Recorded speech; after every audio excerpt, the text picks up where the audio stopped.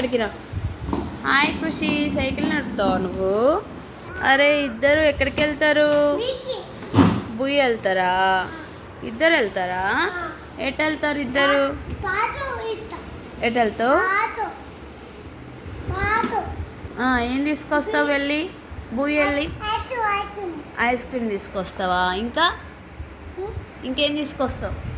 ఖుషి నువ్వేం తీసుకొస్తావు?